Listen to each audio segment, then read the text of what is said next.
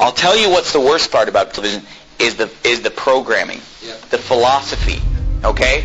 I mean, the manipulating of your mind, the philosophy, the mentality, the system of thinking, the ideology. That's what's wrong with television. That's what's wrong with movies. That's where they're really getting in your head. Take, for example, Walt Disney, right? And many people that will preach against the TV, they'll preach against the movies, they'll preach against Hollywood because it's obvious that stuff is bad. But then they'll say, well, we watch Disney movies.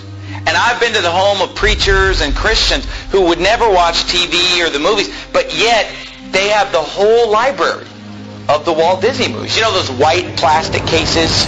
And they have them all lined up. And I mean, they have tons of them lined up. Of course, I don't know how many there are, but there's hundreds of them. They have them lined up and lined up. And they have their kids watching those movies all day long. I'm going to tell you, I'm going to prove to you right now that those movies are wicked. You say, what? Disney movies? Come on, you're crazy. They're rated G. Well, let's see. First of all, did you know this?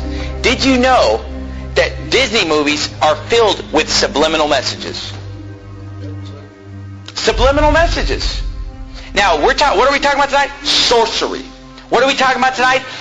Getting inside your mind and messing with you, controlling your thought process by supernatural means or demonic means. Or hey, I'm going to tell you something. Disney movies are filled with subliminal messages. And you say, oh, that's a hoax. I've seen it with my own eyes.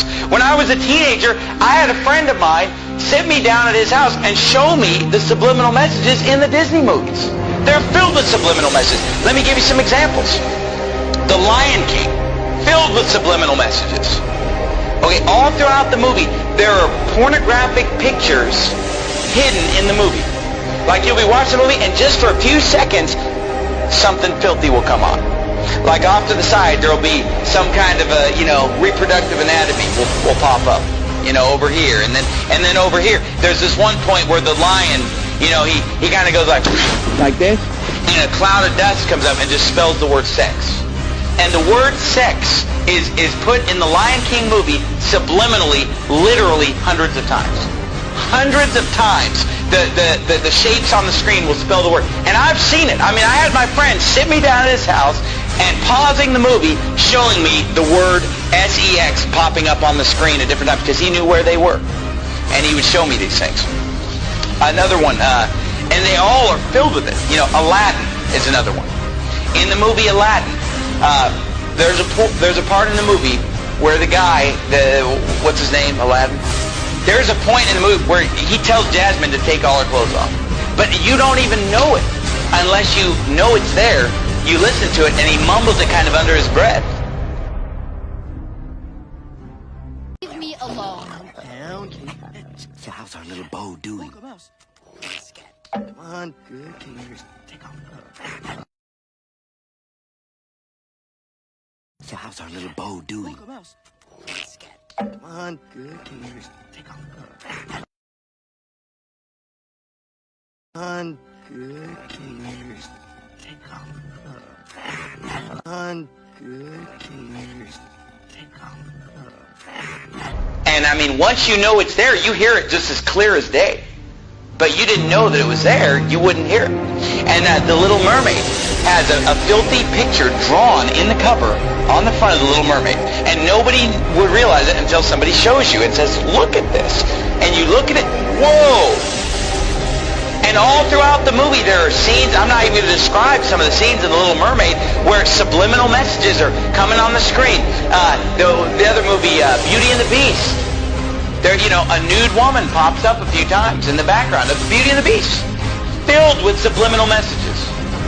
Your kids are watching it, and their mind is maybe not even seeing it, but it's going into their subconscious. Words flashing on the screen over and over. Sex, nudity, filth, all the smut is just coming on the screen. Oh, those movies are harmless. They're filled with subliminal messages. Who knows what your kids are being programmed? Oh, but you know what? I'm sure that it's only just the Disney movies. I'll guarantee you it's the rest of Hollywood probably doing the same thing. And these Disney movies, at first when I was a teenager and somebody showed me this, I thought it was just a couple movies, a couple scenes. But as time has gone on, I've realized that virtually every Disney movie is packed with hundreds of subliminal messages to program the minds of your children. Okay, but then forget the subliminal message. Just the message of the Disney movies is perverted. Even if you just forget the subliminal message. I mean, forget what movies did we bring up? The Little Mermaid. You know, a half animal, half human being.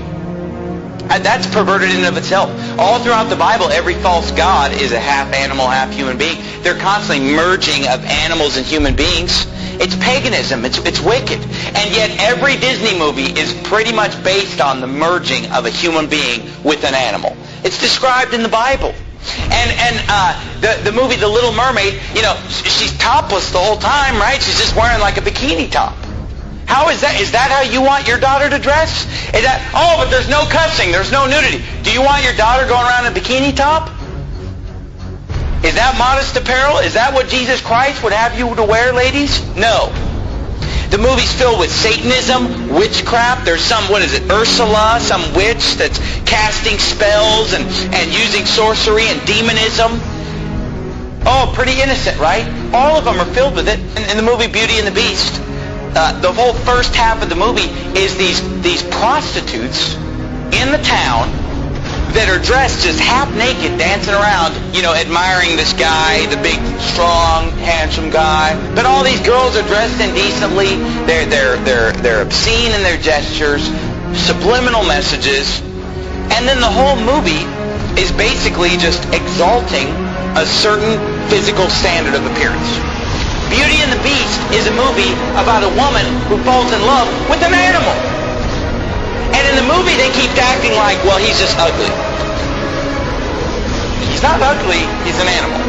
But there's a difference between being ugly and being a beast, being an animal. And if you've seen the cartoon, it's an animal. It's like a dog.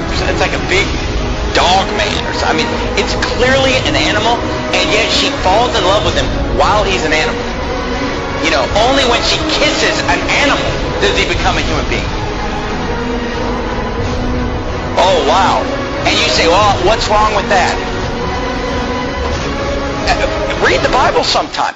Hey guys, it's Jared. I pray this video shed light on the satanic, Luciferian, Illuminati indoctrination of our children through subliminal messages in Disney movies. I understand that you may not believe this, but when you look into who is making these movies and you see the fruits of their labor, it all makes sense. Walt Disney was a Freemason obsessed with the occult and used his movies and his theme parks as a tool to indoctrinate the public into his beliefs. Club 33 in the Disneyland parks is symbolic of the 33rd degree of Masonry. This symbolism is also put into the Disney movies. In the Dumbo movie, after getting drunk, Dumbo and the rat have lucid dreams that contain satanic, Luciferian, and Illuminati symbolism.